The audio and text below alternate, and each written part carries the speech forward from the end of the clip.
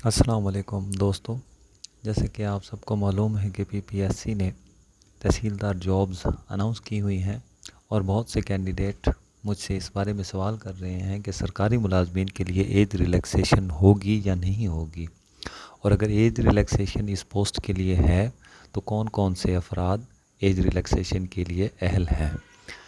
तो इन सवालों का जवाब पीपीएससी की दस्तावेज़ात, पीपीएससी के रूल्स एंड रेगुलेशंस के मुताबिक देने की कोशिश करूँगा। और एज रिलैक्सेशन के बारे में बताने से पहले इस एग्ज़ाम की नेचर को समझ लेना बहुत ज़रूरी है। और Punjab public service commission regulations 2022 के मुताबिक जो तहसीलदार के लिए एग्ज़ाम लिया जा रहा है उसे कंबाइंड कॉम्पिटिटिव एग्ज़ाम कहते हैं। और Punjab public service commission regulations 2022 के मुताबिक इसके रूल नंबर 27A के मुताबिक कमीशन रिक्विजिशन के मौसूल होने के बाद कंबाइंड कॉम्पिटिटिव एग्ज़ाम मुनक्किद करेगा। और ये एग्ज़ाम किन पोस्टों के लिए लिया जाएगा उसके लिए 27B में एक एनेक्चर ए का ज़िक्र है।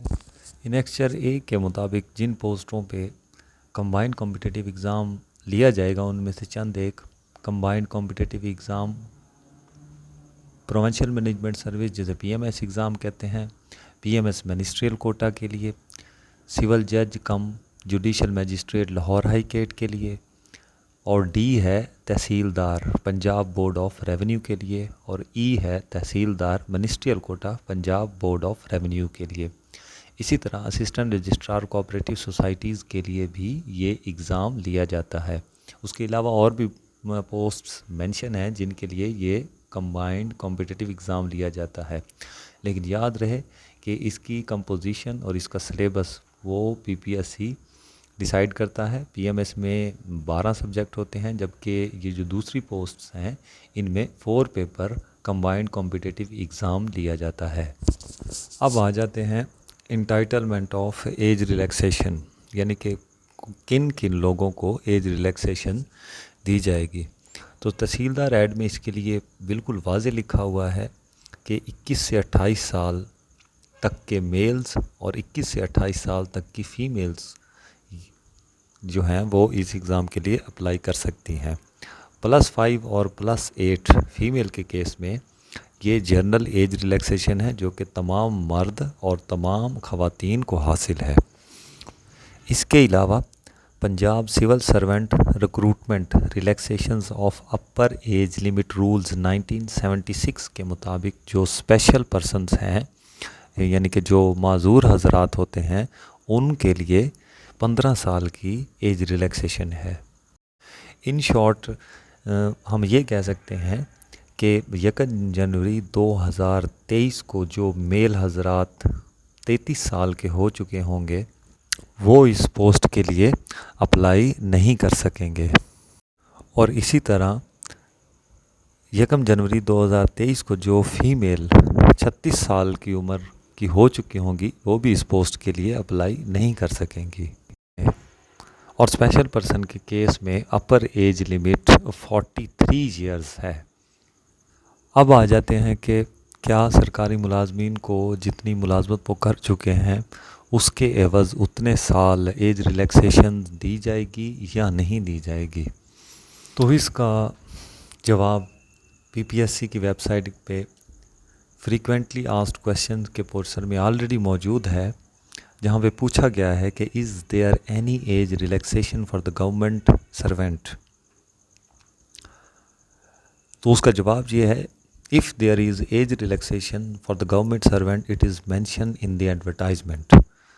जैसा कि आपको मालूम है कि पीएमएस का ऐड जब भी आता है, अगर आप उसके ऐड को गौर से देखें तो उसमें प्रोविंशियल गवर्नमेंट एम्प्लॉइज़ और फेडरल गवर्नमेंट एम्प्लॉइज़ के लिए एज रिलैक्सेशन बाकायदा तौर पर मेंशन कर दी जाती है। उसके अलावा ऑटोनमस बॉडीज़ और सेमी गवर्नमेंट एम्प्लॉइज़ को एज रिलैक्सेशन उसमें नहीं दी जाती, और ये बात भी उनके ऐड में ऑलरेडी मेंशन कर दी जाती है।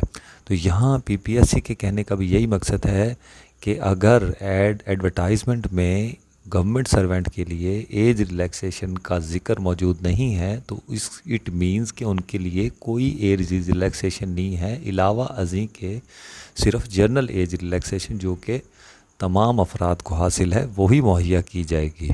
اور اس کے بعد ایک اور سوال ہے کہ what are the criteria of age concession for the employees of the federal government or autonomous bodies of the federal government or the provincial government or of local bodies، یعنی کہ اگر کوئی فیڈرل گورنمنٹ امپلائی ہے، autonomous body کا employee ہے، کسی provincial government کا صوبائی حکومت کا امپلائی ہے یا لوکل باڈیز کا امپلائی ہے، تو کیا ان کے لیے ایج ریلیکسیشن کی کوئی پروویژنز موجود ہے؟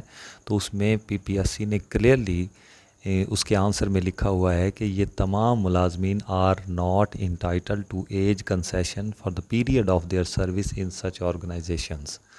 تو سروس کی ایج ریلیکسیشن ان تمام ملازمین کو حاصل نہیں ہے۔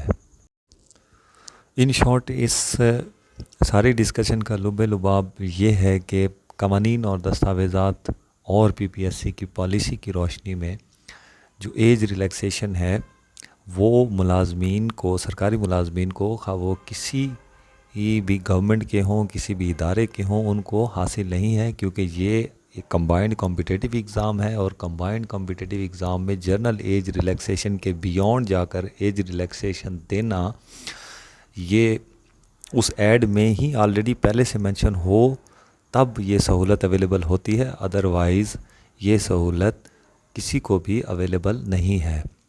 تو جو لوگ ایج کے دائرے کے اندر ہیں ان کے لیے بیسٹ آف لک، وہ ہارڈ ورک کریں، بہت اچھی جاب ہے، اس کے لیے کوشش کریں، اور جو لوگ ایج کرائٹیریا سے باہر چلے گئے ہیں ان کے لیے میں یہی کہوں گا کہ مایوس نہ ہوں، اللہ تعالیٰ آپ کے لیے اور دروازے ضرور کھول دے گا۔ دعاؤں میں یاد رکھیے گا۔ اللہ حافظ۔